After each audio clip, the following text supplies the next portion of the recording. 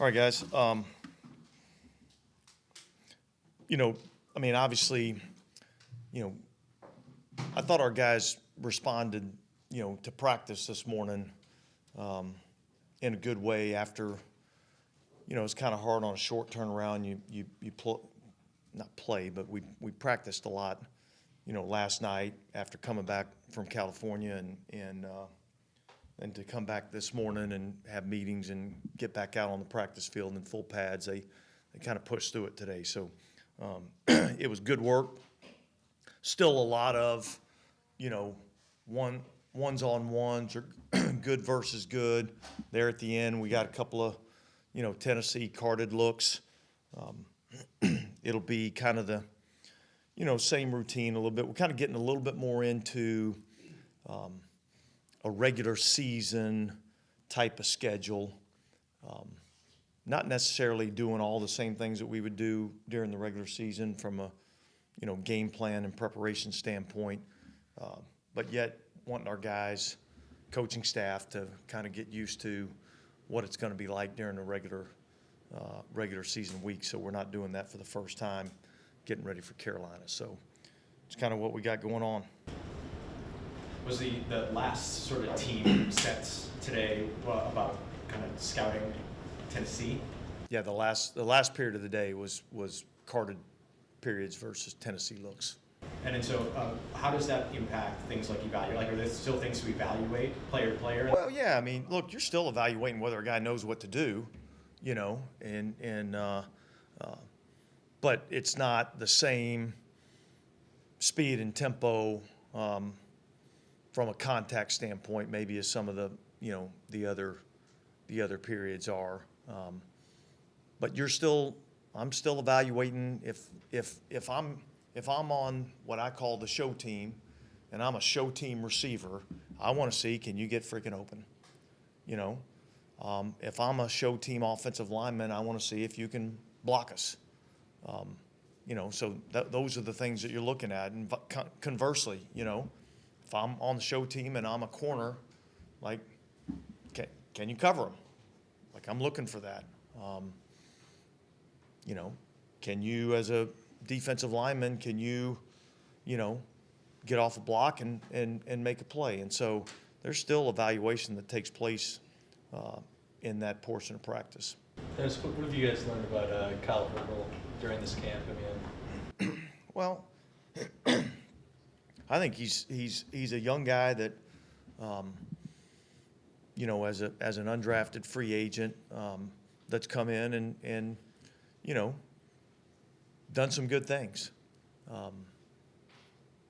and he's kind of put himself in contention for whether it be a practice squad spot or roster spot, whatever the case may be. I mean,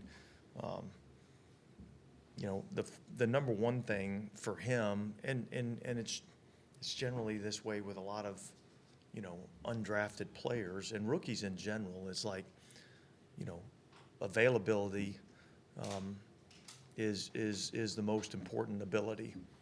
So if you're out here and practicing, we get a chance to evaluate you. If you're not, it's hard for us to make evaluations. So I think that'd be the number one thing I'd say, is he's been available for us all throughout training camp. So we've gotten a good chance to evaluate the player.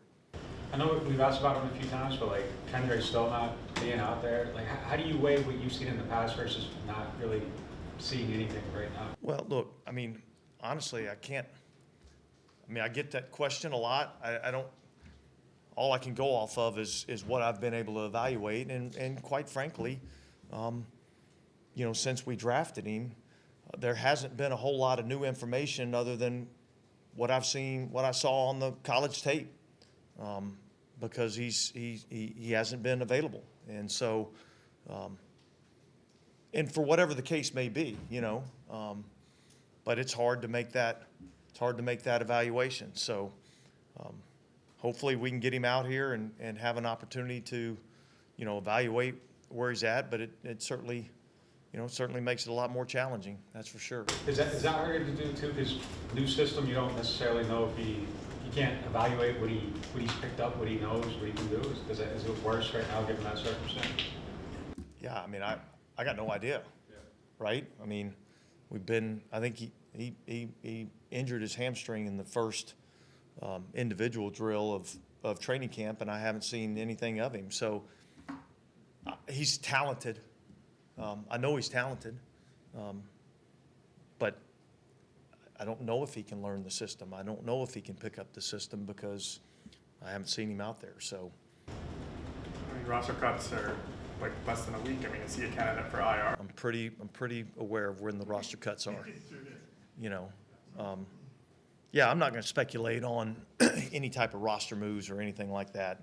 You know, we'll evaluate where we're at when it comes time to cut down the roster, and we'll make decisions that we think are best for our football team. Just for clarity too, on Rashid Shaheed, I know it was a toe/foot. Does he have turf toe or anything? Or is it that serious, or is it? No, I don't anticipate that this is going to be something that's going to, you know, keep him out for, you know, extended period of time. So, but look, he's another guy that, you know, we'd like to get him out here and get some looks.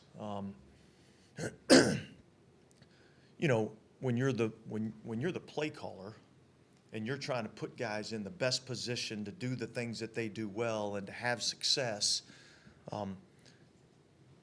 it's easier to do when you've had experience with a certain player, right? So you kind of know, you've been in that battle, you've been in that war with that player, and so you kind of know what to expect. Being that this is a new system and a new play caller, you know, I think it's important that we figure out, like, how we're going to utilize certain players. And so it makes it more challenging when guys, you know, aren't out here. Now, doesn't mean you can't get the job done. You know, we still have a job to do. Whatever, you know, adversity that we face, we have to figure it out. But it makes it more challenging when guys aren't out here. And look, you know, part of the deal as the play caller, and you're dealing with these skilled players, is, man, we want to utilize your talents and what you can do really, really well. And the more I'm around you, the more I spend time with you, the more I see from you, the easier it is for me to envision, okay, all right, these are the things that I think I can call from a play call standpoint that's going to put this guy in the best position to have success. And so it's challenging when guys aren't out here. Yeah, just kind of going back on that, the Kendre Miller, how would you just assess the running back depth behind Alvin overall through these weeks right now? Yeah, I feel comfortable with where we're at. I like our players, and I think we've got guys that can play in the National Football League, so that's not a concern of mine. Dennis, with all the injuries the offense has had during training camp, how much do you think that has maybe stymied some of the progress in learning the new system? I would say it's definitely had an effect, and yet it is what it is, right? So nobody really cares about how many injuries you're dealing with. It's about, you know, the bottom line and producing, and, you know, certainly we're still in the preseason, you know, portion of our schedule. So we've got time to get some things ironed out. I thought the offense had a hell of a practice today. I thought the timing and the rhythm in the passing game was pretty cool to see. I thought that was a step forward. I thought some of the things we did in the run game in those two early periods, I was pleased with what I saw offensively. So when I look at and I go back and I say 16 plays, 95 yards in a preseason game, I saw some things, some signs of things that I really liked. I thought the last two practices I saw some things that showed some progress from an offensive standpoint. So we're not where we need to be yet in any phase, to be honest with you. But I do like some of the progress that I've seen over the last, you know, week or so. What did Lucas Patrick leave with? Cramps. But two guys, him and John Abram, both left with cramps today. So it's not California weather anymore, even though we were indoors. With Udo and Penning, it seemed like they split first team reps pretty evenly. I know you touched on it yesterday, but like, is that kind of where this competition is right now? Is it that even to you, or is it? Well, look, I think it's one of those deals where we want to get Ole some reps in there with the ones, see what that looks like. You know what I mean? I would still give the advantage to Trevor right now. But much like I've said in some of the other position battles that we're not quite settled on yet, I'm still waiting on the one guy that's going to jump out at me and say, man, this is my freaking job, you know? And I think when it happens, I think we're all going to know when it happens. We're all going to see it. And so I'm still kind of waiting for that moment right now. Has Cedric Wilson kind of had that? Or just that trying to, if you're not ready to give it, give away who won the third receiver job, but like, has he had that kind of? Look, I like the veteran presence that he has. All right. I don't know if you paid attention to the crack toss block that he had in the game the other day. That was awesome. Probably my favorite play of the game. Foster coming down, you know, on the end and him getting to the linebacker. I mean, I thought that was like real football. So that was cool to see. You know, I think some of the contested catch stuff is something that I'm counting on him being able to do for us.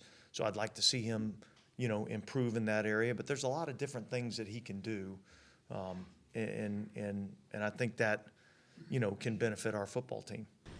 And it's sometimes when you've talked about Clint, you've kind of referenced his dad.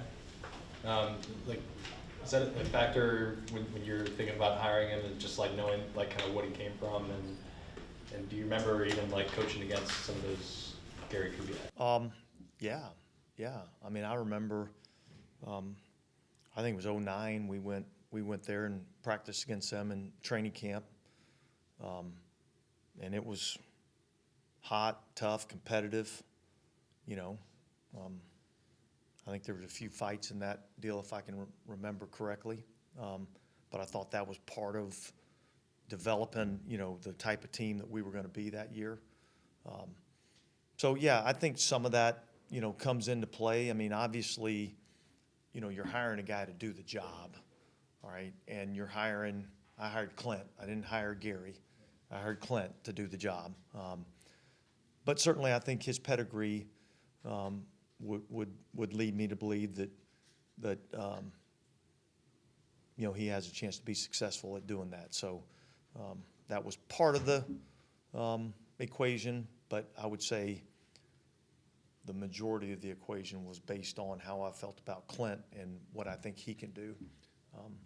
But it didn't hurt that, you know, I knew Gary and had an opportunity to go against some of his offenses. And I mean, if you go back and look at his career, man, it's pretty impressive in terms of the offensive rankings of the offenses that he was involved with. So I'm hopeful we'll be able to have the same type of success. Dennis, we've been able to notice just so many like common sense solutions and approaches to the game from this offensive scheme. I mean, is there an element of it so simple it's brilliant that draws you to it? Well, look, I've kind of always felt this way. You know, it's really not about what you play; it's about how you play. You know, and yeah, I think sometimes we as coaches can try to overcomplicate this game. There's a few things, both offensively and defensively, that obviously I won't get into, but there's a few things that just, you know, have to happen for you to be able to have success. And if you do these few small things and you can be disciplined enough to do these things every play, then you're going to have a chance to have success. So there is some aspects to let's don't overcomplicate this thing. You know, let's have a set of rules of things that, you know, of how we operate. And usually if you just operate within the rules of that scheme, offensively, defensively, in the kicking game, you know, you can function at a pretty good level. Now, there may be some times where you don't like certain matchups and things like that, and you have to, you know, work around those a little bit, but it's probably not as complicated as people might want to make it feel. I might be getting out of my depth here, but in that same vein, Jake mentioned that you guys are using more pure progressions on offense. Is that something that helps with kind of making it a little more simple with how much disguise there maybe is with defense and stuff like that? Well, look, I think some of what we do allows the quarterback a little bit more, freedom to just play the game, and not have so much of the responsibility of having to orchestrate every minute, tiny detail in what we're doing offensively, and it frees him up just to play the game a little bit. So, hopefully that'll provide some benefit to us, throughout this season. What do you think leads to some of the overcomplicating? I think part of it is us as coaches, okay? We worry too much about what the other team's gonna do and how do we get the best play versus this particular look, or how do we get the best play versus this particular offensive scheme. And look, there's part of that goes into this, and that's part of, the game planning process. But the reality is, if I know what I'm doing and I can execute what I'm doing at a higher level than you're able to execute what you're doing, I think I have a good chance for success. Challenges come in when guys don't know exactly what to do, right? And so that happens sometimes when you're trying to have the best answer on every single play. And so sometimes you get overly complicated, and you get it to a point where your players can't execute what you're trying to ask them to execute. So I kind of come from the thought process of, keep it simple and give them some rules to live by. And if they start doing things that affect my rules, then we'll have to either get to a different call or we'll have to make an adjustment then. I want to circle back to your availability comments. I might be off base here, but are you concerned in any way that teams' expectation or projection for recoveries from certain injuries and the players' or the representatives' projections are not always aligned?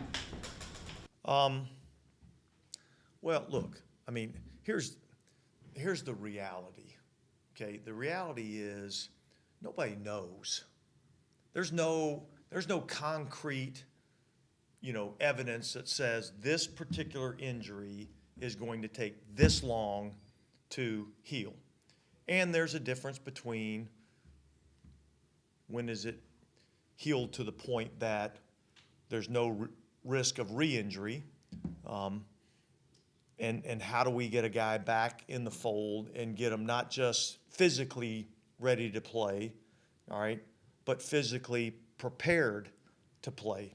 It's one thing to say that, okay, I'm in a spot now where I can run full speed, all right, but if I haven't been running full speed for any significant length of time, well, I'm not going to be prepared to go out and play in a 60-play game. It's not going to happen. So I think everybody wants to look at and say, okay, this guy's got a sprained ankle and he's going to be out for 2 weeks. Well, maybe he is, maybe he isn't. Some people, their bodies heal faster. Some people's bodies don't heal as fast. Some people can push through some discomfort. Some people struggle more with that. It's just part of, so it's hard to say that you can pinpoint exactly how long something's going to take. Now, I think we generally have a pretty good idea. Are we right every single time? No.